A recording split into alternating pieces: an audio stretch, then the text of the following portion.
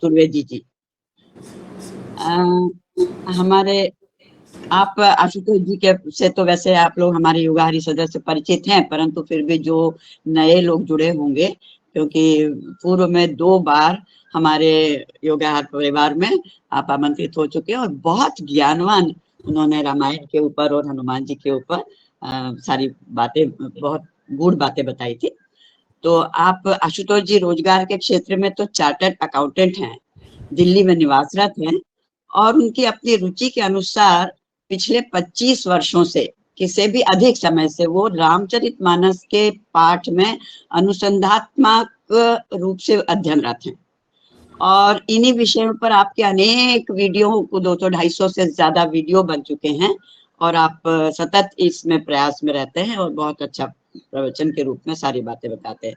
हमारे योगाहार सत्संग के जो नियमित सदस्य पूर्व में 2 बार रामायण एवं पवित्र पुत्र हनुमान जी के विषय में गुण ज्ञान से लाभान्वित हो चुके हैं। आप 2024 में भी अप्रैल महीने में आप आमंत्रित थे और 2025 में भी जून महीने में आपको आपका स्वागत किया था हमारे परिवार में और पुनः 2026 में भी अप्रैल महीने में हम पुनः आशुतोष जी को आमंत्रित कर रहे हैं। आशुतोष जी, आपका बहुत बहुत स्वागत है हमारे पूरे परिवार की ओर से। हमारा योगाहार सत्संग परिवार कहलाता है ये, और योगाहार सत्संग में आज आपके द्वारा सत्संग होगा। हम बड़े सौभाग्यशाली हैं, आप आए, आपका सादर अभिवादन। आप आमंत्रित, आप आएंगे, अपनी चर्चा आरंभ करें। बहुत बहुत धन्यवाद। बहुत बहुत धन्यवाद डॉक्टर साहब, आपने फिर आमंत्रित किया, एक बार फिर बोलने का मौका दिया और अपने साथ सत्संग का मौका दिया, इसके लिए बहुत बहुत धन्यवाद। आप सब लोगों को बहुत बहुत धन्यवाद कि आपने बुलाया। और कल जब डॉक्टर साहब का फोन आया तो एकाएक मन में ये आया कि किस टॉपिक पे चर्चा की जाए। तो मैं अभी किसी और ग्रुप के लिए राम ने जो लक्ष्मण को, एक तरीके से इसको राम गीता कहते हैं, लक्ष्मण के प्रश्नों के उत्तर दिए, जो गीता में पूरे 18 अध्याय में समाहित है, उसको कैसे कुछ चौपाइयों में, 10-15 चौपाइयों में राम ने उत्तर दिए और लक्ष्मण के क्या प्रश्न थे उस पर एक और ग्रुप में चर्चा चल रही थी। तो मैंने सोचा कि वही चर्चा क्यों ना लूं। और शुरू करने से पहले ये चाहूंगा कि आपको जो भी प्रश्न साथ के साथ पूछते रहें, बहुत ज्यादा कवर करने का उद्देश्य नहीं है। जो भी हम बात कर रहे हैं उस पर अगर कोई प्रश्न है आपका तो साथ के साथ पूछते जाएं तो सत्संग रहेगा। आपके प्रश्नों के कॉन्टेक्स्ट में मैं भी कुछ नया सीखूंगा, क्योंकि जो मुझे मालूम है वो तो मैं बता रहा हूँ, पर जो आपके प्रश्न होंगे हो सकता है वो मुझे मालूम ना हो, और उन प्रश्नों के जवाब में मैं कुछ आप इस सत्संग में सीख सकूं, इसी का मैं आकांक्षी हूँ, प्रार्थी हूँ। तो एक इंटरेक्टिव डिस्कशन रहे, यही मेरी प्रार्थना है। तो ये प्रसंग है अरण्य कांड में, जब राम और लक्ष्मण चित्रकूट में निवास कर रहे हैं तो वहां लक्ष्मण राम से प्रश्न पूछते हैं। और देखिए, लक्ष्मण वो मन है, मनुष्य का वो मन है जिसका लक्ष्य राम है, राम की प्राप्ति है, राम का संग है, और राम के संग के लिए वो मन कुछ भी छोड़ने के लिए तैयार है, छोड़ा ही है। बालकांड में जब लक्ष्मण को कहते हैं राम कि भाई राज्य में रहो, तुम राज्य की देखभाल करो, तो लक्ष्मण कहते हैं कि मेरे को किसी का संग नहीं चाहिए, ना माता का, ना पिता का, ना पत्नी का, ना राज्य का, मेरे को तो केवल आपका संग चाहिए। तो लक्ष्मण वो मन है जिसका लक्ष्य नित्य निरंतर राम है और राम चित्त है। अब मन जो है वो चित्त से प्रश्न पूछता है और क्या कहता है कि मोहे समझाए कहऊ सोई देवा। और मैं इसको गा के नहीं ले रहा हूं, मैं इसको बोल के ले रहा हूं, क्योंकि गाने में थोड़ा सा टाइम और ज्यादा लग जाता है। मोहे समझाए कहऊ सोई देवा, सब तज करो चरण रज सेवा। तो कहते हैं कि मुझे समझा के, हे राम मुझे समझा के बताइए जिससे कि मैं सब कुछ छोड़ के आपके चरणों की सेवा कर सकूं। और क्या पूछ रहे हैं, तो वो 2 चौपाइयों में कहते हैं, कहऊ ज्ञान विराग अरु माया, कहऊ सो भगति करहूं जे हिदाया। लक्ष्मण पूछते हैं कि मेरे को आप माया के बारे में बताइए, मेरे को आप ज्ञान के बारे में बताइए कि ज्ञान क्या होता है, मेरे को आप वैराग्य बताइए, विराग क्या होता है, और फिर भक्ति बताइए जिसके कारण आप दया करते हैं हम पर, चित्त मन पर दया करता है, वो भक्ति बताइए। अगला दोहा तो बहुत ही जबरदस्त है, जिसमें फिर एक प्रश्न और है। ईश्वर जीव भेद प्रभु सकल कहो समझाए। कहते हैं कि हे ईश्वर, जो ईश्वर और जीव मनुष्य में जो भेद है उसको मेरे को समझाइए। क्यों समझाइए? जाते होए चरण रति शोक मोह भ्रम जाए, जिससे कि मेरी आपके चरणों में रति रहे नित्य निरंतर, और मेरा जो भ्रम है, मेरा जो मोह है, मेरा जो शोक है या सोच है, वो सब खत्म हो जाए। तो लक्ष्मण के ये 5 प्रश्न हैं। ज्ञान, विराग, माया, भक्ति और ईश्वर और जीव में क्या भेद है, ये 5 प्रश्न लक्ष्मण ने पूछे हैं, और इन प्रश्नों का जवाब राम देते हैं इस प्रसंग में। और अगर इसको हम ढंग से समझ लें और अपने जीवन में उतार लें तो समझिए कि पूरी जो गीता है उसको समझ लिया और उसको अपने आचरण में उतार लिया। तो इस प्रसंग को राम गीता भी कहते हैं। वो तो कृष्ण गीता है, ये राम गीता है। और जैसे अर्जुन ने प्रश्न पूछे उसके जवाब में कही, वैसे ही लक्ष्मण ने प्रश्न पूछे और उसके जवाब में कहा। तो राम कहते हैं, शुरू करते हैं माया से। सबसे पहले माया को एक्सप्लेन करते हैं, और देखिए कितने छोटे में कितनी सरलता से कहते हैं। और जो भी प्रश्नों पूछेगा प्लीज। मैं अरु मोर तोड़ते माया यही बस कीने जीव निकाया। एक लाइन में उत्तर है कि मैं और मेरापन, तू और तेरापन, ये जो अलग अलग कर देता है मनुष्य, यही माया है और माया कुछ नहीं है। और इस माया के वश में सारे जीव हैं। इसी माया के वश में सारे जीव हो जाते हैं। मैं और मेरापन जहां उत्पन्न होता है वहीं तू और तेरापन उत्पन्न हो जाता है। और फिर कहते हैं गो गोचर जह लगी मन जाई सो सब माया जाने हो भाई। लक्ष्मण को मन को बता रहे हैं। क्या कह रहे हैं? कि जहां तक तुम्हारा मन जाता है, किसी भी मनुष्य का मन जहां तक जाता है, मनुष्य का मन कहाँ जाता है? हमेशा आप देखेंगे मनुष्य का मन मैं और मेरा ये और तू और तेरा ये, इसमें लगा रहता है। और इसमें लगा हुआ मनुष्य का मन पूरे जगत में भ्रमण करता है। मन जगत में भ्रमण करता है, शरीर वही रहता है। इस सबको कहते हैं राम, ये सब माया है।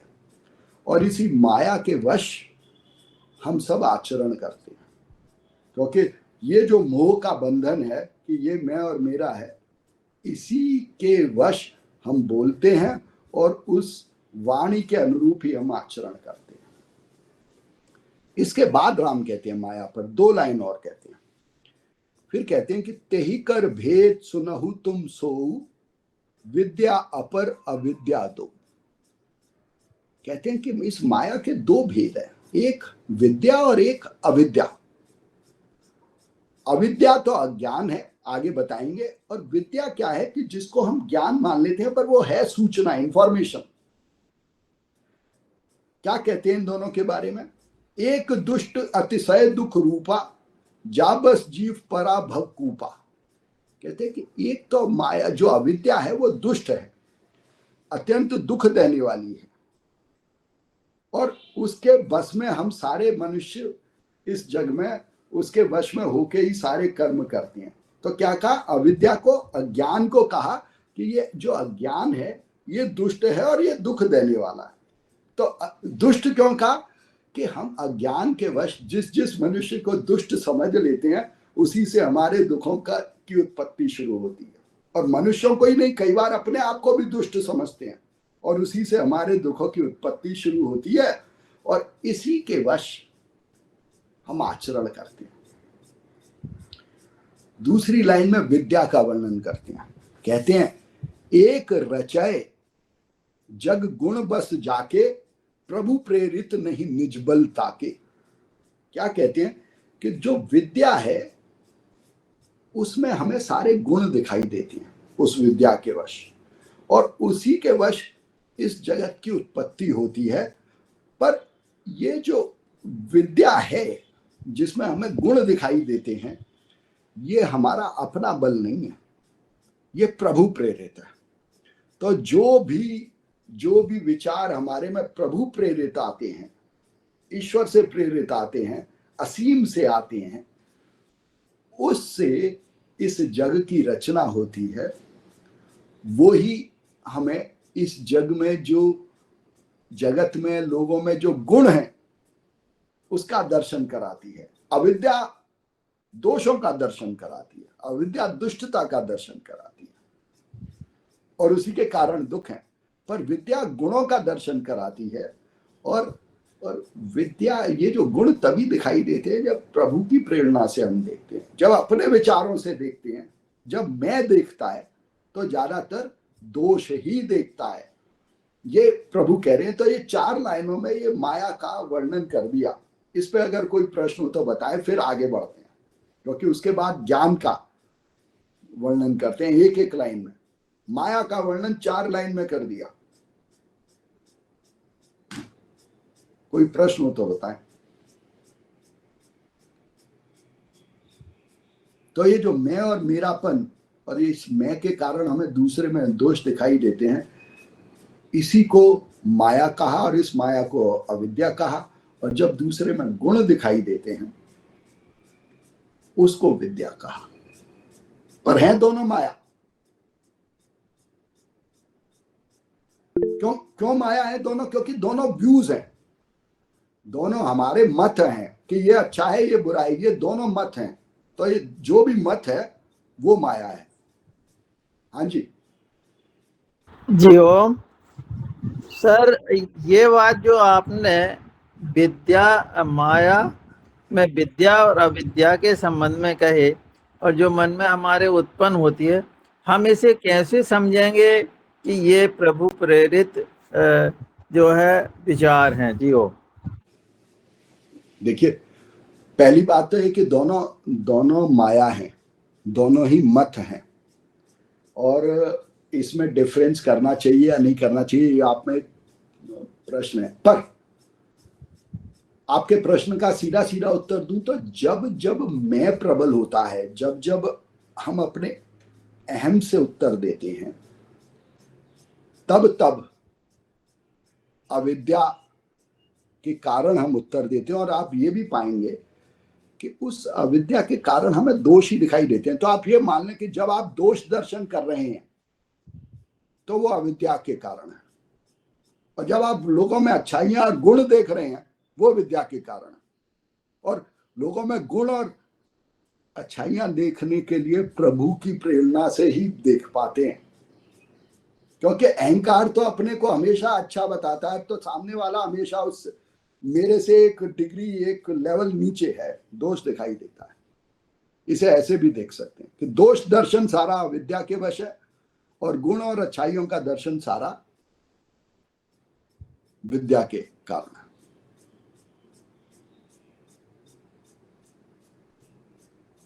और कोई प्रश्न? जी ओम। जैसे मान लो कोई एक गोष्ठी चल रही है, और उस गोष्ठी में कुछ प्रश्न ऐसे आते हैं जो एक व्यक्ति को लगते हैं कि यह ना तो भौगोलिक रूप से और ना ही सैद्धांतिक रूप से ये मतलब सही नहीं है, परंतु दूसरा पक्ष जब अड़ जाता है तो उसके लिए हम क्या कर सकते हैं? वो तो ना भौगोलिक रूप से सही है, ना वैज्ञानिक रूप से सही है, फिर भी वो पक्ष अड़ रहा है, तो उसमें वो तो अविद्या को ही बढ़ा रहा है ना? जी ओ। नहीं, आप ऐसे देखिए, आप कह रहे हैं कि ये सही नहीं है भौगोलिक और साइंटिफिक रूप से।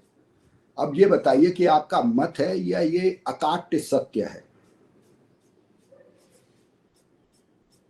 इसको तो मतलब हमको किसी परिप्रेक्ष्य में जब हम उदाहरण देंगे तो आप समझ पाएंगे कि ये किस तरह का है। जैसे मैं बिल्कुल समझ रहा हूँ सर, बिल्कुल समझ रहा हूँ मैं। पॉइंट मैं ये कह रहा हूँ कि मान लीजिए उस गोष्ठी में 20 लोग बैठे हैं जी, आपके हिसाब से वो अनसाइंटिफिक है और सही नहीं है साइंटिफिक और भौगोलिक दृष्टि से, पर उस गोष्ठी में कोई ऐसा भी आदमी हो सकता है जिसके हिसाब से भौगोलिक रूप से भी वो सच हो और भौगोलिक रूप से भी सही हो और साइंटिफिक रूप से भी सही हो। ये पॉसिबिलिटी है या नहीं कि उन 20 लोगों में से कोई एक आदमी ऐसा हो सकता है? नहीं, जैसे मैं उदाहरण दूं सर, जैसे मान लो मैं नर्मदापुरम में रहता हूं और मेरे जिले की सीमा बैतूल से लगी है, नरसिंहपुर से लगी है, खंडवा से लगी है, तो खंडवा की सीमा भी कहीं ना कहीं लगी कहीं दूसरे जिले से लगी होगी और उस जिले की सीमा भी लगी होगी। ये तो भौगोलिक सत्य हुआ ना। और वहां पर रहने वाले लोग जो जिनकी यह है कि आचार विचार वेशभूषा अलग हो सकते हैं, परंतु वो हम लोगों से जुड़े हुए तो हैं। बिल्कुल, बहुत बढ़िया, नकार रहे हैं। बहुत बढ़िया। तो आप इसे ऐसे देखिए, आप खंडवा में रहते हैं, आप कहते हैं कि मैं खंडवा में रहता हूं, दूसरा कहता है कि आप मध्य प्रदेश में रहते हैं, तीसरा कहता है आप हिंदुस्तान में रहते हैं, चौथा कहता है आप इस पृथ्वी पर रहते हैं। ये 4 अलग अलग स्टेटमेंट हैं जी, है ना, 4 अलग अलग स्टेटमेंट, और इनको लोग कह सकते हैं कि अलग अलग बात पर बात एक ही हो रही है। कोई भी असत्य नहीं है जी। अब आदरणीय दिनेश जी का हैंड रेस है। जी दिनेश जी का प्रश्न है। दिनेश जी आप प्रश्न करें अपना। जी आदरणीय सादर नमन। बहुत ही सुंदर चर्चा चल रही है और मैं तो इस चर्चा को इस आज के सत्र को ऐसे मान रहा हूं जैसे कि मेरे जीवन के लिए तो है ही है, हमारे देश के जीवन के लिए भी बहुत महत्वपूर्ण ये चर्चा है। और जब देश के जीवन की बात होती है तो देश का जीवन की जो धड़कन चलती है हमारे पार्लियामेंट से चलती है। और हमारे पार्लियामेंट में जब ये देखते हैं कि बात सही हो तभी विरोध है और जब बात गलत हो तो तब तो संग्राम है। तो क्या भगवान श्री कृष्ण की इस काउंसलिंग का कुछ असर हमारी संसद में होना चाहिए या कुछ प्रावधान होना चाहिए? क्या ये सही दिशा निर्धारण के लिए गीता ज्ञान अगर हमारी सांसदों में हो तो ये कैसा रहेगा? क्या ये संभव हो सकेगा? जी आदरणीय। देखिए, आप इसे ऐसे देखें, इस प्रश्न का उत्तर मैं ऐसे देना चाहूंगा। अर्जुन कृष्ण का बहुत अच्छा दोस्त है ना, कृष्ण के साथ अर्जुन ने जीवन पूरा बिताया है, पर कभी भी अर्जुन के मन में ऐसे प्रश्न नहीं उठे। जब अर्जुन युद्ध क्षेत्र में पहुंच गया, और युद्ध क्षेत्र में क्या है कि युद्ध क्षेत्र मतलब जब आप सब प्रकार की कठिनाइयों में घिर गए और आपके पास और कोई चारा नहीं है, अब आप और कुछ कर नहीं सकते, अवश हो गए, आर्त, इसे कहते हैं आर्त स्थिति, जब और कोई चारा नहीं बचता जीवन में, जब परिस्थितियों से हम ऐसे घिर जाते हैं, तब हमें पहले तो ईश्वर की याद आती है और फिर प्रश्न आते हैं। जब तक ये नहीं होता तब तक मनुष्य के मन में जानने की उत्कंठा ही उत्पन्न नहीं होती। गीता ज्ञान आप कितना भी किसी को दे दीजिए, जब तक सुनने वाले के मन में प्रश्न न उठें तब तक कोई सुनता ही नहीं। अब आपको मैं सीधी सीधी बात यहाँ पर इसी कॉन्टेक्स्ट में कहूँ, हम इतने सारे लोग उपस्थित हैं, हर कोई ये जो कन्वर्सेशन हो रहा है इसको जो प्रश्न उसके मन में उपस्थित है उसके हिसाब से सुन रहा है। आप पाएंगे कि 20 लोग हैं तो 20 लोग उनके मन में जो जो प्रश्न है उसके हिसाब से इसे सुन रहे होंगे और उन अर्थ भी वो उसी हिसाब से लगाएंगे जो उनका प्रश्न है। तो जब तक प्रश्न इतना प्रबल न हो जाए तब तक उसका उत्तर पहले तो सुनाई नहीं देता, अगर सुनाई भी देता भी है तो समझ में नहीं आता। तो हम पार्लियामेंट की बात क्यों करें, हम अपने घर में बात करें ना, अपनी बात करें, अपने बच्चों की बात करें, अपनी माता पिता की, अपनी वाइफ की बात करें, अपने दोस्तों की बात करें, भाई बहनों की बात करें। ये प्रश्न हम तो जो आपने गीता के उसके लिए उठाया पार्लियामेंट के लिए, सबों के लिए है ना, हम सभी सोचते हैं ना कि भाई इनको गीता का ज्ञान होना चाहिए, इनको ये समझ होनी चाहिए। अरे पर वो दूसरा मनुष्य भी यही सोचता है कि आपको भी ये गीता ज्ञान होना चाहिए। पर हर व्यक्ति अपने जीवन में इस ज्ञान के बारे में जानना तब चाहता है जब वो परिस्थितियों से घिरा होता है, जब उसके पास कोई चारा, जब तक जीवन बढ़िया चल रहा होता है तब तक उसको इस ज्ञान की कोई चिंता नहीं है। देखिए अर्जुन जब तक राजमहलों में रह रहा था या वनवास में भी था तब तक कोई चिंता नहीं थी। वो तो जब घिर गया युद्ध में क्या हुआ और युद्ध के अलावा और कोई चारा नहीं है, तब ये प्रश्न उठे और तब कृष्ण ने गीता का ज्ञान दिया। उससे पहले कृष्ण ने भी गीता का ज्ञान नहीं दिया अर्जुन को। तो आप ये मानिए जब जब जिसके जीवन में जब जब ऐसी परिस्थितियां उत्पन्न होंगी कि वो घिर जाएगा और उसके पास और कोई चारा नहीं होगा, तभी उसके मन में ये उत्कंठा उत्पन्न होगी कि अब क्या, और फिर प्रश्न और फिर उसके उत्तर। जी आदरणीय, हाँ अति अति सुंदर। तो यानी ये विद्या और अविद्या का जो भेद है, ये अंतर है, ये बना भी रहेगा, इसका अर्थ तो यही लग रहा है। जी। नहीं बना नहीं रहेगा। आप अपने लिए इसको एड्रेस कीजिए ना, दूसरों में क्यों देखते हैं? क्योंकि अल्टीमेटली अगर रामचरितमानस पढ़ेंगे तो पाएंगे कि दूसरा भी ईश्वर का ही रूप है। सारी कहानी यही है कि अविद्या और विद्या क्या है। हम उस एक, अच्छा इसे ऐसे लीजिए, अपने बच्चों में कभी दोष दिखाई देते हैं, कभी गुण दिखाई देते हैं, ऐसा होता है या नहीं होता? जी जी होता है ना। तो बदलता रहता है, ये दोष दर्शन और गुण दर्शन बदलता रहता है। आपका बच्चा तो बच्चे ही रहता है। इसे ऐसे देखिए कि आपकी दृष्टि जैसी होगी उसके हिसाब से दोष दिखाई देंगे, आपकी दृष्टि जैसी होगी उसके हिसाब से गुण दिखाई देंगे, और ये गुण और दोष बदलते रहते हैं। तुलसीदास जी इसको रामचरितमानस में कहते हैं, जाकी रही भावना जैसी प्रभु मूरत तिन देखी तैसी। जिसकी जैसी भावना है उसे वो दिखाई देता है। तो इस सारे प्रकरण का, सारे ग्रंथों का जो मूल है वो ये है कि अपने पर काम करें, दूसरे पर काम नहीं करना है, दूसरे को सुधारने की कोशिश नहीं करनी है। पहले ये देखें कि मैं क्या कर रहा हूं, मैं अपने आप को सुधारूं। अगर दूसरों को सुधारने की कोशिश करेंगे तो परशुराम जैसे हो जाएंगे। परशुराम के लिए तुलसीदास जी ये शब्द इस्तेमाल करते हैं, पर सुधर मत के, कि दूसरा दोषी है उसको सुधारो। पूरे जीवन भर लड़ते रहेंगे।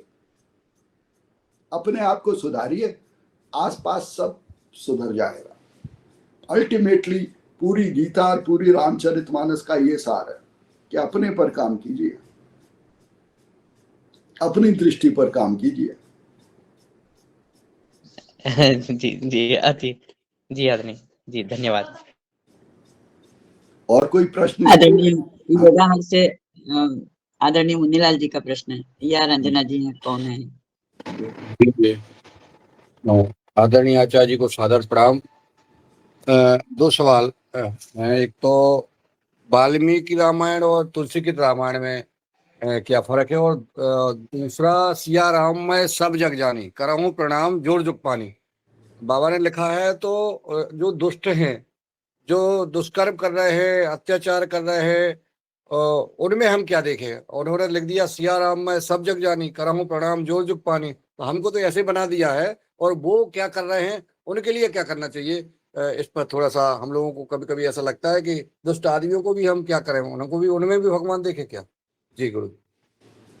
तो देखिए पहला वाला तो ना क्या है कि वाल्मीकि रामायण और तुलसी रामायण में क्या फर्क है? जो मेरे को समझ में आया, तुलसी ने उसको सरल शब्दों में लिखा है। और आपको मैं कहूँ, महाभारत और रामचरितमानस में भी, रामायण में भी कोई फर्क नहीं है। बात एक ही हो रही है।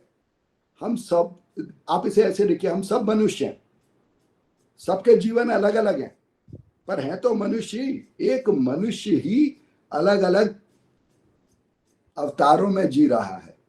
तो इसलिए बात एक ही की हो रही है। और जब तुलसी ये कहते हैं सिया राम में सब जग जानी करऊं प्रणाम जोरी जुग पानी, तो वो इसी बात को कह रहे हैं कि ये जो जगत है और इस जगत में जो भी मनुष्य हैं वो सारे राम के रूप हैं। पहली बात तो ये जो पूरा जगत है ये अपने आप में ईश्वर है, और इस जगत के जो अंश हैं वो भी ईश्वर के अंग हैं। और ये जो आपने प्रश्न पूछा, राम इसको बाद में आंसर करेंगे, पर मैं इसको यही कहता हूं कि हम सब इस जगत के अंश हैं, हम सब ईश्वर के अंश हैं। ईश्वर नहीं है, ईश्वर के अंश हैं, और ईश्वर के अंश हैं पर अपने आप को ऐसा क्यों नहीं जानते हैं, इसके बारे में राम आगे कहेंगे। पर अगर आप ये मान लें कि हम सब ईश्वर के अंश हैं, तो आपको ये मानना पड़ेगा कि जो दुष्ट है ना वो भी अंश है ईश्वर का। पर वो दुष्टता क्यों कर रहा है, तो आप इसे ऐसे मानिए कि ईश्वर ही, अच्छा इसको दूसरी तरीके से लेते हैं, दूसरा तो दुष्टता कर रहा है।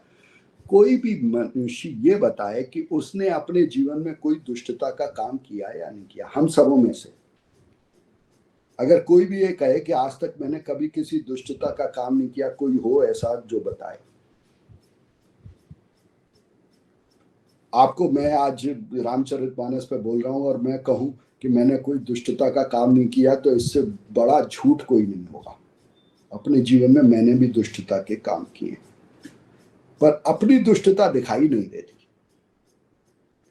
अपनी दुष्टता दिखाई नहीं देती। पर अगर दिखाई देने लगे तो उससे क्या मैं मनुष्य से कम हो जाता हूं? क्या मैं राक्षस हो जाता हूं? नहीं, मैं तब भी मनुष्य ही हूं। मेरे से दुष्टता के काम हुए हैं और अच्छाई के भी काम हुए हैं। इशू ये है कि मैं किस पे ध्यान देता हूं, मैं अपनी अच्छाइयों पर ध्यान दे रहा हूं या दुष्टता पर। तो मैं जब अपने पर देखता हूं तब तो मुझे अपनी अच्छाइयां ही ध्यान में आती हैं, अपनी दुष्टता तो ध्यान में नहीं आती। और जब दूसरे पर ध्यान देता हूं तो उसकी दुष्टता ध्यान में आती है, उसकी अच्छाई ध्यान में नहीं आती। यही माया है।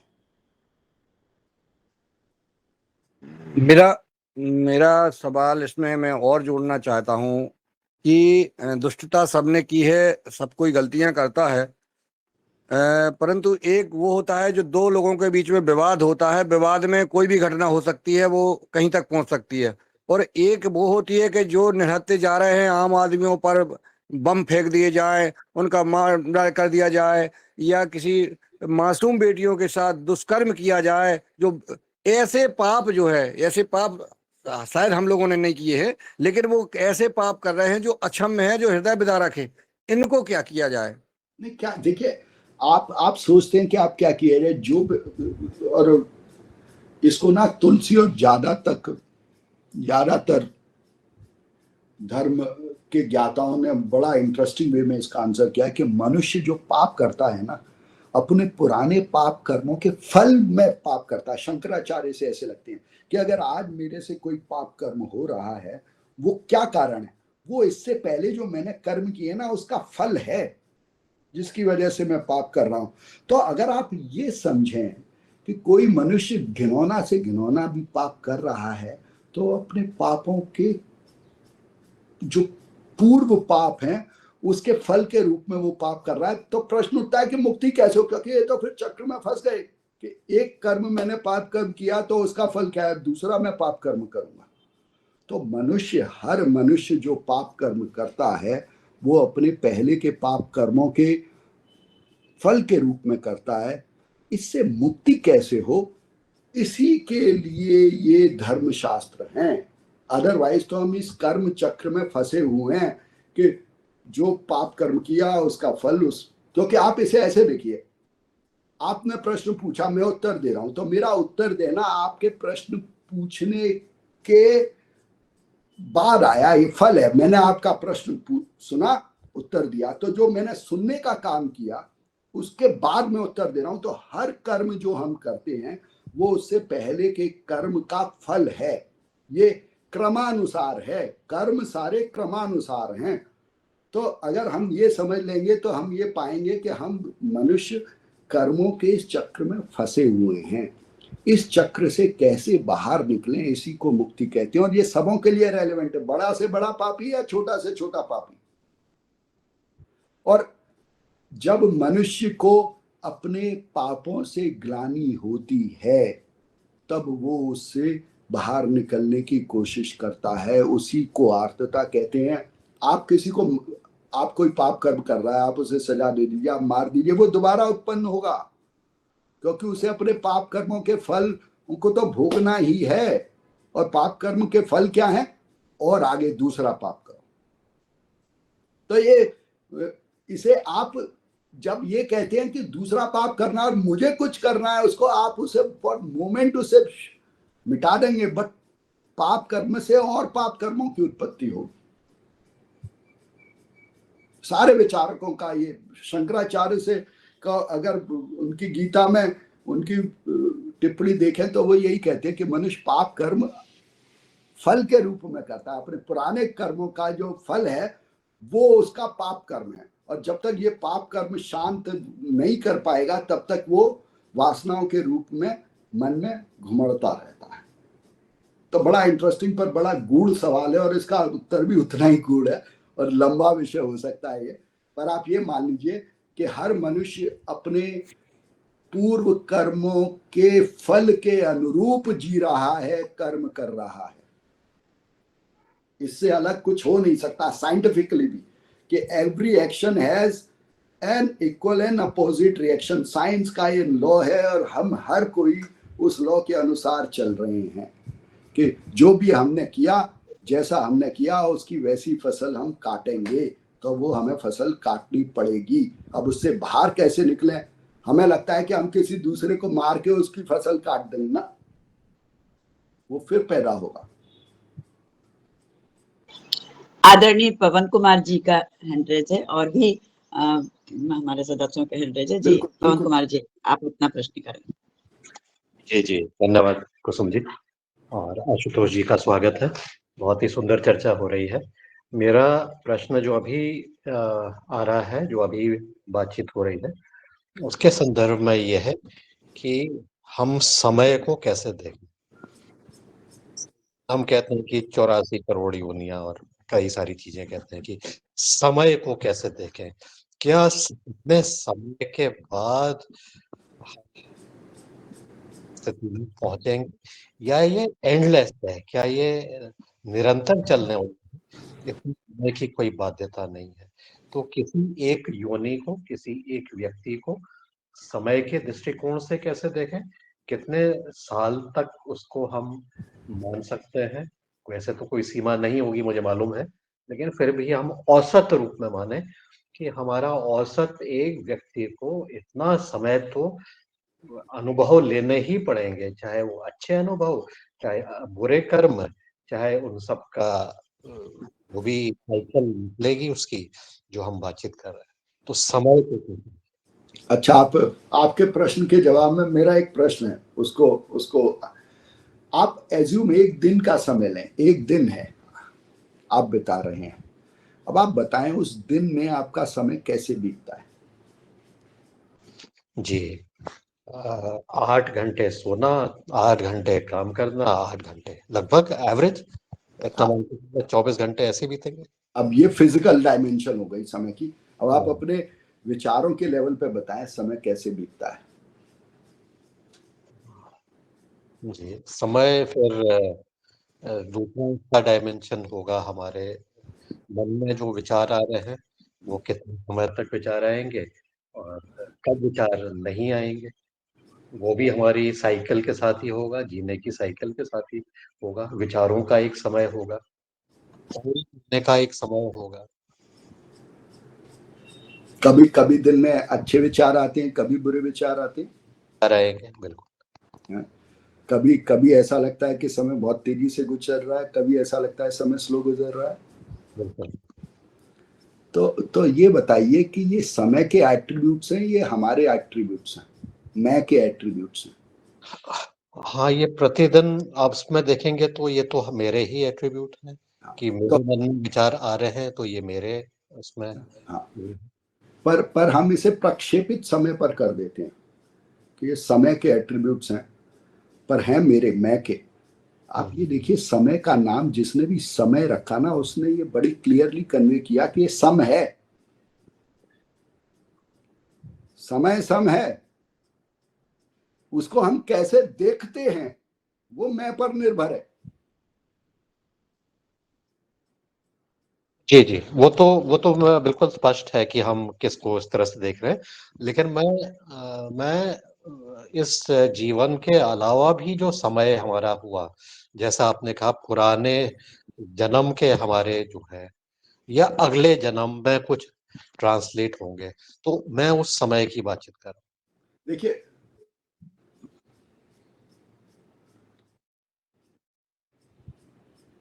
देखिए पुराने जन्म, पूर्व जन्म और अगले जन्म मैंने कहा नहीं, और मैं इसीलिए इससे बचता हूं क्योंकि ये प्रश्न बहुत उठता है। इस जन्म का हमें ध्यान है। मैं इस जन्म में पूर्व कर्मों की बात कर रहा हूं, और ये हाइपोथेसिस बिल्कुल ठीक लगती है कि ये जन्म भी तो किसी पूर्व जन्म के फल के रूप में ही हुआ होगा, और इस जन्म में जो कुछ हम कर रहे हैं उसके फल स्वरूप ही आगे का जन्म लेंगे। तो ये कर्म की अंतहीन प्रक्रिया है। इस कर्म की अंतहीन प्रक्रिया से कैसे बाहर निकलें, इस अंतहीन चक्र से कैसे बाहर निकलें, ये ही सारे शास्त्रों का प्रयोजन है।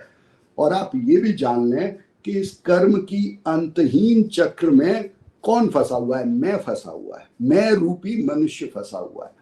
आप जब इस मैं से बाहर निकल आएंगे, वही एक तरीका है इस समय चक्र से या जीवन चक्र से बाहर निकलने का। आप अपने को पहचाने कि मैं कौन हूं। जब तक मैं को मैं के रूप में जानेंगे तब तक इस चक्र में फंसे रहेंगे, क्योंकि मैं कर्म करता है और मैं ही उसका फल भोगता है। तो आप कर्म करेंगे, उसका फल भोगेंगे, तो मैं ही कर्म करेगा, मैं फल भोगेगा, अंत काल तक चलेगी ये प्रक्रिया। इससे निकलने को ही मुक्ति कहते हैं, और उस मुक्ति के लिए ये जरूरी है कि इस मैं को पहचाने कि मैं कौन है। जो प्रश्न उठता है, और पाश्चात्य देशों, पश्चिमी देशों में भी, हु एम आई, मैं कौन हूं, क्योंकि ये जो मैं है ये फंसा हुआ है समय के इस चक्र में। तो इसको संक्षेप में अगर कहें तो हम क्या मैं को हमने मिटा देना है? देखिए मैं मिटता नहीं है, पर मैं को जानना जरूरी है, क्योंकि जब जब मैं को आप जानेंगे तब तक उस क्षण में आप मैं से अलग हो जाएंगे। इसे ऐसे लीजिए, जिस चीज को आप जानते हैं तो जो जानने वाला है जिस चीज को जाना उससे अलग हो जाता है। जिस क्षण में, और इसीलिए कहते हैं हर क्षण में जिए, कल में मत जिए, अकल में जीवन अपना व्यतीत कीजिए, क्षण में जिए। क्षण में जिएंगे तो आप पाएंगे कि उस क्षण में आप अपने मैं से अलग हो जाएंगे। जब जब मैं को देखेंगे, दृष्टा, जो दृष्टा की बात कहते हैं कि जीवन को दृष्टा के तरीके से जीवन यापन कीजिए, कि आप जब जब देख पाएंगे कि मैं क्या कर रहा हूं, मैं से अलग हो जाएंगे। और मैं से जितने टाइम मैं से अलग रहेंगे उतने आपकी मैं से मुक्त हो जाएगी। तो मैं को मिटाना नहीं है, मैं को मिटाने के लिए मैं को देखना जरूरी है कि मैं क्या कर रहा हूं। तो इसको अगर हम एक दिन की साइकिल में अगर देखें तो ये मैं को कितने समय पर हम मिटा सकते हैं? जैसे कि उदाहरण के लिए अगर मैं सो रहा हूं तो शायद मैं की उतनी बातें नहीं आएंगी, अवचेतन मन में आएंगी। लेकिन जाग रहे हैं, जब हम अनुभव कर रहे हैं, जब हम कोई कार्य कर रहे हैं, तो उस समय मैं ज़्यादा प्रबल रहेगा, ऐसा लगता है मुझे। तो इसके बारे में आपकी क्या धारणा है? तो इसको कौन से समय ऐसे हैं जब ये मैं की भावना ज़्यादा होगी? कौन-सा समय ऐसा होगा मेरे दिन में जब ये मैं बिल्कुल ही गौण हो जाएगा, नहीं रहेगा? और इसी की मुझे लगता सॉरी। देखिए क्या है, बहुत इंटरेस्टिंग सवाल पूछा, और ये जो आपका पहला सत्र था वो उसी से रिलेटेड है। जब जब आप ध्यान में होंगे तब तब मैं से दूर हो जाएंगे। ध्यान की जो परिपाटी है, ध्यान की जो क्रिया है, आप पाएंगे जब जब आप ध्यान में होते हैं तब तब मैं से दूर हो जाते हैं। ध्यान किसका करना है?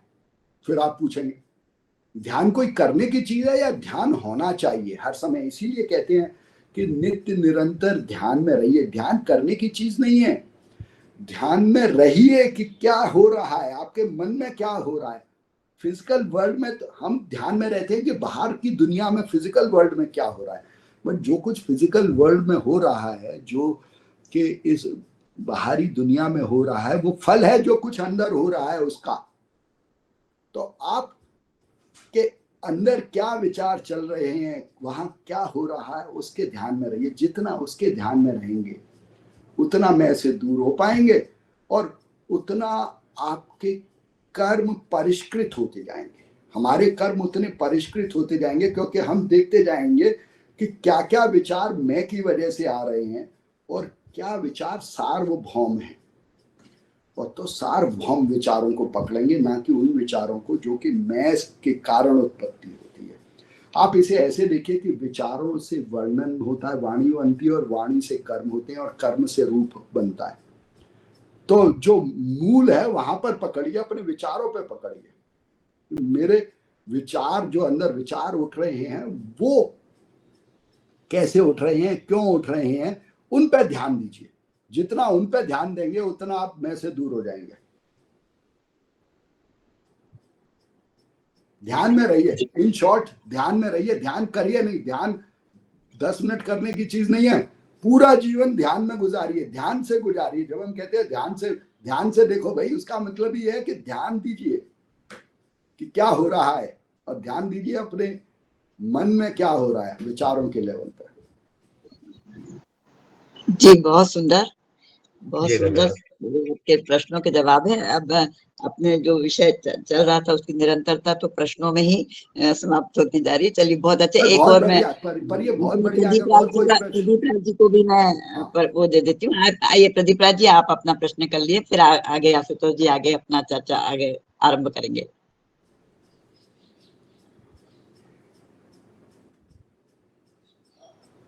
ओम प्रदीप राज जी, जी जी जी। ओम सदन को सादर प्रणाम।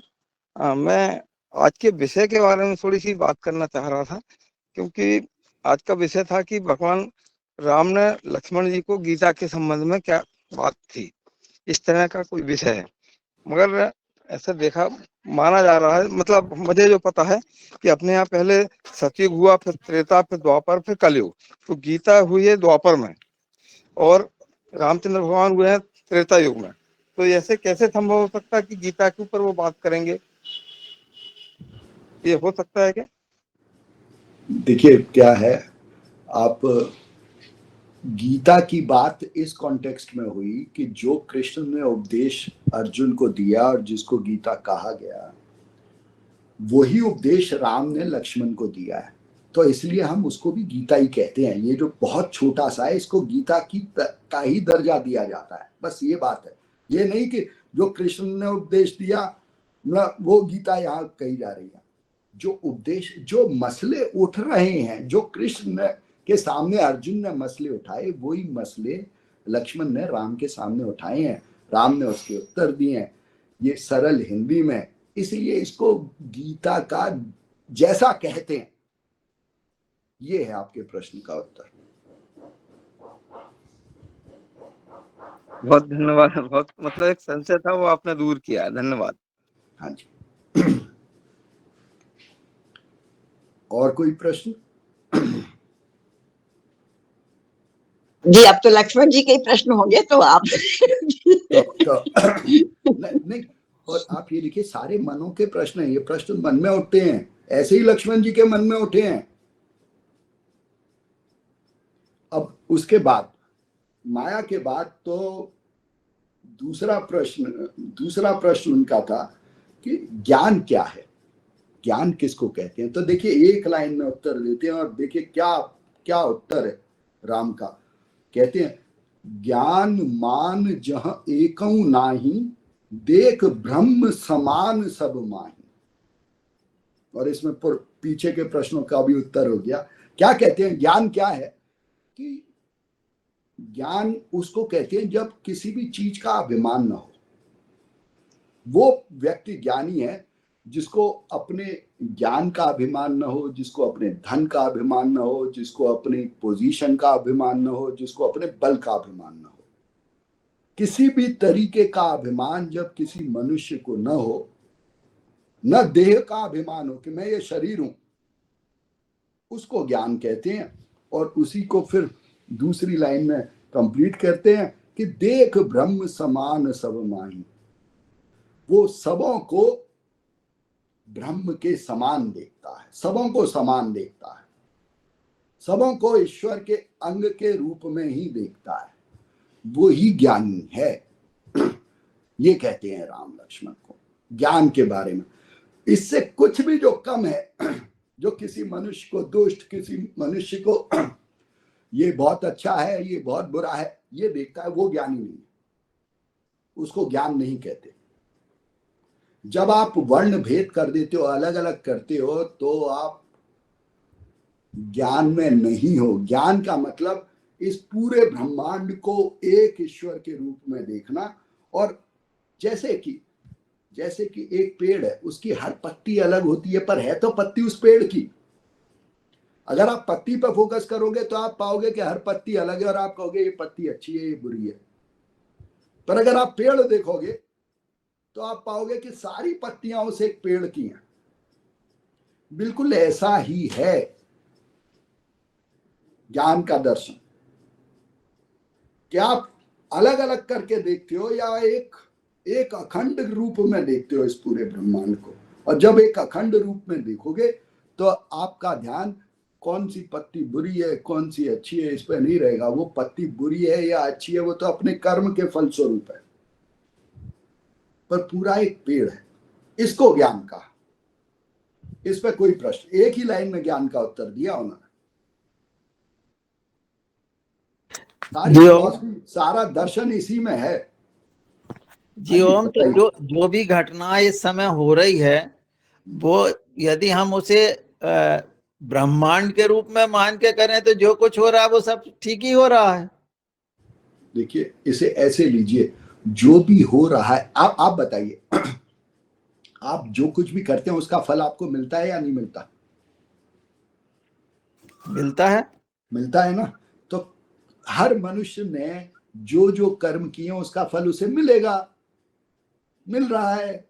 वो खुद अपने पाप कर्म कर रहा है, आप ये कह सकते हैं। और जो कि जिसका कि उत्तर देना मुश्किल काम है कि पर जिसके प्रति अपराध हुआ, क्या उसको भी अपने पाप का फल मिला? जरूरी नहीं, जरूरी। पर एटलीस्ट इसे ऐसे मानिए कि जिसने पाप कर्म किया उसको अपने कर्मों का फल मिलता है। तो ये जो आज की परिस्थिति में जो युद्ध हो रहा है वो तो फिर सैद्धांतिक रूप से सब सही है। नहीं, सही गलत की बात नहीं है। देखिए, सही गलत तो हमारा मत है कि ये सही है, ये गलत है। हम हमेशा चीजों का वर्गीकरण करने की कोशिश करते हैं कि भाई क्या सही है, क्या गलत है। आप पाएंगे नित्य निरंतर मन इस काम में लगा हुआ है कि ये सही है, ये गलत है। पर ये बताइए कि, और मैंने ये प्रश्न पहले भी पूछा कि आपका बच्चा कुछ करता है जो आपको गलत लगता है, सवेरे शाम को करता है, वो सही लगता है जी। जब गलत करता है उसकी वजह से आप अपने बच्चे को छोड़ देते हैं? नहीं छोड़ रहे, है ना। तो गलत और सही दोनों कर्म आपके बच्चे ने किए, आपका बच्चा है, आप बताओ क्या करोगे? तो ये हमारा वर्गीकरण है कि ये गलत है, ये सही है। सारा जो पूरी रामायण गीता सब इसी पर है कि इस पे ध्यान दें कि ये मेरा वर्गीकरण है कि क्या गलत है और सही है। और मैं जब वर्गीकरण करता हूं क्या गलत है और सही है, मेरी भावना के अनुसार है। मुझे विश्व वैसा ही दिखाई देता है जैसी मेरी भावना है, और मेरी भावना दिन में 100 बार बदलती है, और 100 बार मेरे को विश्व का रूप अलग अलग बदलता हुआ दिखाई देता है। बच्चों को दीजिए, आप क्लोज रिलेशन में अपने बहन भाइयों को देखिए, कभी बुरे दिखाई देंगे, कभी अच्छे दिखाई देंगे। अपनी वाइफ को या हस्बैंड को देखिए, कभी अच्छी दिखाई देंगे, कभी बुरे दिखाई देंगे। अरे वाइफ, हस्बैंड, बच्चे, सिस्टर, ब्रदर वही है। तो क्यों हमें अच्छे बुरे दिखाई देते रहते हैं? और पर उनको तो हम छोड़ देते क्योंकि हमारा मेरापन है उसमें कि नहीं ठीक है, अच्छा है, जैसा भी है, अच्छा है, बुरा है तो मेरा बेटा है, तो मेरा हस्बैंड है, तो मेरी वाइफ। पर जिसको हम नहीं जानते उसके लिए हम कहते हैं कि ये तो बुरा है, इसके लिए कुछ होना चाहिए। तो इसी को मोह कहते हैं। मोह में आदमी मूल्यांकन नहीं कर पाता, सही दुष्ट गलत सही, ये इसी वर्गीकरण में लगा रहता है। इस वर्गीकरण से बाहर निकलिए। आप अपने लिए कहिए ना कि मैं ये गलत हूं, ये सही हूं, कीजिए अपने लिए। देखिए कितना मुश्किल है, दूसरों के लिए तो बहुत आसान है।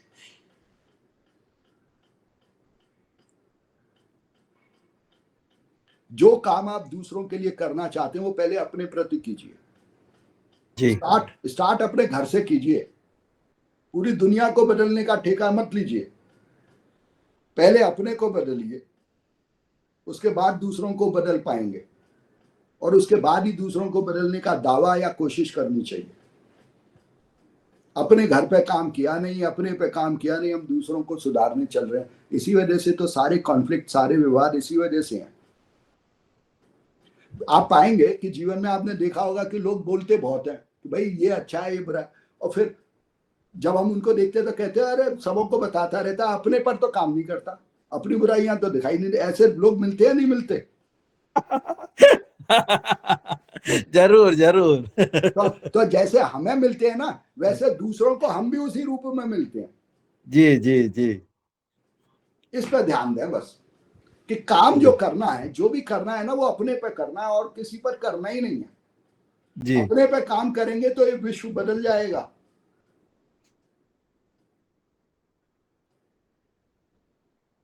और कोई प्रश्न ज्ञान पर? मैं जानता हूं कि मैं बड़ी काउंटर इंट्यूटिव बात कर रहा हूं, पर शास्त्र में यही लिखा है और मैं भी फंसता हूं इसमें। रमेश जी, ऐसा नहीं है कि मैं कोई, मेरी सिचुएशन आपसे भिन्न है, बिल्कुल आपके जैसा हूं मैं। जी जी जी। पर यह कि जब आप एक बार सोचते हैं, ध्यान देते हैं, तो धीरे धीरे ध्यान बढ़ता है। ध्यान एकदम नहीं बढ़ता, ध्यान धीरे धीरे बढ़ता है। और ध्यान बड़ी मुश्किल से बढ़ता है, क्योंकि जो ध्यान आता है ना, मैंने ये किया तो वो बड़े दुख के, अवसाद के क्षण होते हैं कि मेरे से कैसे हो गया। बड़ी ग्लानि होती है उन क्षणों में, तो बड़ा पेनफुल है ये ध्यान का प्रोसेस। जी। ये इसमें सुख नहीं मिलता, इसमें कोई खुशी नहीं मिलती कि जब मैंने कुछ गलत किया और 1 घंटे बाद मुझे लगता है कि अरे मैंने गलत कर दिया, तो बहुत ग्लानि होती है। जी। तो बहुत पेनफुल प्रोसेस है, बट पेन से ही तो उत्पत्ति है। देखिए, इस पेनफुल प्रोसेस में, इसको कई बार इंग्लिश में कैथारसिस भी कह देते हैं, इसमें जाए बिना हम अपने को नहीं सुधार सकते, और अपने को सुधारे बिना किसी दूसरे का निर्वाण हम कर नहीं सकते। पहले अपना निर्वाण करना है। वो कहते हैं ना एरोप्लेन में कि आप पहले अपनी पेटी बांधिए, फिर दूसरे की पेटी बांधिए, दूसरे की सहायता कीजिए। तो पहले अपने पे काम करना है।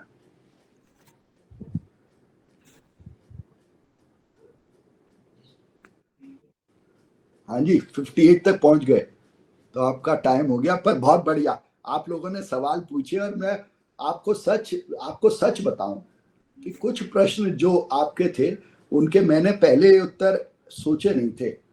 जब प्रश्न उठते हैं, ये बड़ा इंटरेस्टिंग है, और ये मेरा एक्सपीरियंस बिल्कुल काफी सालों से है कि जब कोई दूसरा प्रश्न करता है तो उनके उत्तरों की खोज में जो उत्तर देने वाला है वो सीखता है। जी जी तो बिल्कुल इस सही 1 घंटे के सेशन में जो कुछ मैं सीख पाया आपके प्रश्नों के जवाब में, वो उसके लिए मैं आपको बहुत बहुत धन्यवाद करना चाहता हूं कि आपके साथ सत्संग में जो सीखने का, जो सोचने का, जो देखने का मौका मिला, वो बहुत ही मूल्यवान है। इसके लिए बहुत बहुत धन्यवाद। और अगर मेरी किसी बात से कोई दुख पहुंचा हो, कुछ मेरे से कोई गलती हुई हो, किसी गलती हुई है, गलती होती है, गलती हुई है, उसके लिए मैं क्षमा चाहता हूँ। तो गलती हुई है मानी जी। हाँ, तो उसके लिए मैं क्षमा चाहता तो हूँ। आप क्षमा नहीं चाहने, गलती हुई है और ये गलती आपको और आगे सीखना है। आपने जो 1 घंटे में सीखा, उस सीखने के लिए हम पुनः आपसे निवेदन करते हैं और वंदन करते हैं और आपसे प्रार्थना करते हैं कि आप सीखने के लिए और भी आए, और कुसुम दीदी से निवेदन करते हैं कि हमारे आदरणीय गुरु जी को और सीखने के लिए बार बार बुलाएं, ऐसा प्रार्थना है जी। बहुत बहुत धन्यवाद। बहुत बढ़िया। बहुत बहुत बढ़िया तरीके से, बहुत उत्तम तरीके से गलती बताई है मुनीलाल जी ने आदरणीय आशुतोष जी की। तो चलिए, हम समय पार कर रहे हैं, समय की सीमा हो रही है, और मैं आज के दोनों सत्रों को का समापन करते हुए सबका आभार व्यक्त करती हूँ। हमारे आदरणीय डॉक्टर रोशन लाल जी ने बहुत सुंदर तरीके से योग करवाया, प्रतिदिन करवाते ही हैं। और हमारे जो आशुतोष जी, हम आपको बताएं, आपको तो मैं पहले भी इसमें जानकारी दे चुकी हूँ, हमारे जो योगाहारी सदस्य हैं इसमें, और पूरे 5 वर्षों से ये हमारा कार्यक्रम चल रहा है। कोरोना काल से आरंभ हुआ था और अब ये 2 मई को 5 वर्ष कंप्लीट हो जाएंगे। तो और प्रतिदिन इसमें अलग अलग जो हमारे योगी भाई लोग हैं, वो लोग अपना योग करवाते हैं और बाकी सब हम लोग उनका साथ देते हैं। और फिर कई बार हम जो बाहर के जो एक्सपर्ट्स योगाचार्य हैं उनको हम आमंत्रित भी करते हैं। इसी प्रकार से हमारे जो दूसरा सत्र होता है, तो उसमें हम आपके जैसे इसी प्रकार के विभिन्न विचारों का यहाँ पर हमें, हमारे बीच में ज्ञान मिले हमें, और विभिन्न क्षेत्रों के बारे में, चाहे वो चिकित्सा का हो, कृषक तो है ही है, कृषि के संबंध में तो यहाँ चर्चा चलती है, अधिकतर हमारे सदस्य सब कृषक वर्ग से हैं, और साइंटिस्ट हैं बहुत से, और सब हमारी जो वर्तमान समय की जो धरती माता, गौ माता और हमारी अपनी माता और भारत माता के लिए जो अब जो अभी तक बात जो चल रही थी कि दुष्कर्म या जो हो रहे हैं, दुर्व्यवहार जो हो रहा है, उसको सुधारने के लिए चर्चा चलती है। तो कुछ अपना भी, खुद का भी सुधार करते हैं और दूसरों के सुधार करने की, गलती तो करने का मनुष्य का स्वभाव है तो वो भी कर ही लेते हैं। तो चलिए, बहुत बहुत धन्यवाद आपको, और मेरे सभी सदस्यों को मैं आभार व्यक्त करती हूँ। सबने आज का हमारे आदरणीय आशुतोष जी का वक्तव्य बहुत अच्छे से सुना, और सबके मन में प्रश्न उठे। जब प्रश्न उठते हैं, इसका अर्थ ही समझ में आता है कि ध्यान से सुना जा रहा है। जब तक सुनेंगे नहीं, तब तक मन में प्रश्न नहीं उठते। तो बहुत अच्छे प्रश्न उठे हैं और उनका सबका समाधान भी हुआ है। और आशुतोष जी ने हमारे प्रश्नों से जो सीख लिया है, उस सीखने के लिए हम उन्हें पुनः आमंत्रित करेंगे, जब भी आपके पास समय होगा, जब हमारे यहाँ से विचार होगा। बहुत बहुत धन्यवाद। चलिए, शांति करें। दीदी, गुरु जी को सप्ताह में एक दिन अगर समय दे सकते हैं रामायण के ऊपर। श्री रामचरितमानस जीवन का बहुत ही मूल आधार है, और अगर इस पर जो है आप लगातार मार्गदर्शन मिले तो बढ़ती कृपा होगी। बहुत बढ़िया, बहुत बढ़िया आपका वो है आशुतोष जी, इस पर आप विचार करें जब आप समय दे सके, हफ्ते में एक दिन, 15 दिन में एक दिन, परंतु अवश्य दें। ये मेरा मेरा आग्रह हमारे परिवार की ओर से। जब आपकी आज्ञा होगी तब मैं हाजिर हो जाऊंगा। कल भी अचानक से ही हुआ। मुझे हमारी आदरणीय रंजना जी ने रात को, शाम को 6 बजे बोला कि भाई कल के लिए तो कोई वक्ता नहीं है, आप ही बुलाइए। हमने कहा तुम लास्ट टाइम पे बोलती हो भाई, तो अब हम किसको।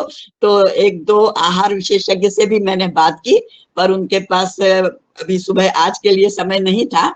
तब मुझे एकदम से ध्यान आया, मैंने कहा मैं आशुतोष जी से निवेदन करती हूँ, पर आज मंगलवार था तो मुझे लगा कि शायद आप ना स्वीकार कर पाए। पर फिर बड़ी खुशी हुई कि तुरंत आपने कहा कि बताइए कल क्या बोलना है, और क्या बोलना है के लिए आप ही ने विषय भी वो किया, और ये भी तभी बता दिया था आशुतोष जी ने कि प्रश्न, मैंने कहा बाद के जो 10 मिनट है वो प्रश्नों के लिए रहेंगे। तो आशुतोष जी ने कहा कि नहीं, प्रश्न तो साथ में ही चलेंगे, क्योंकि हमारा जो विषय है उसमें बीच में प्रश्न अगर होंगे तो अपन उसी का समाधान करें। इस प्रकार से हमारा आज का चर्चा सत्र बहुत उत्तम रहा, बहुत ज्ञान मिला, बहुत सारी शंकाएं का निवारण हुआ। और मैं पुनः आपको अगले कभी भी समय जब आपके पास हो, उसके लिए मैं आमंत्रित करने के लिए अभी से मेरा निवेदन। चलिए, हम प्रार्थना करते हैं।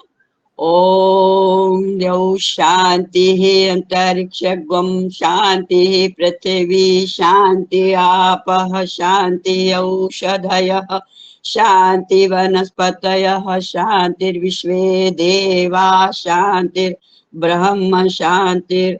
ओम शांति शांति शांति। सर्वे भवन्तु सुखिनः, सर्वे सन्तु निरामया, सर्वे भद्राणि पश्यन्तु मा कश्चित् दुःख भाग्।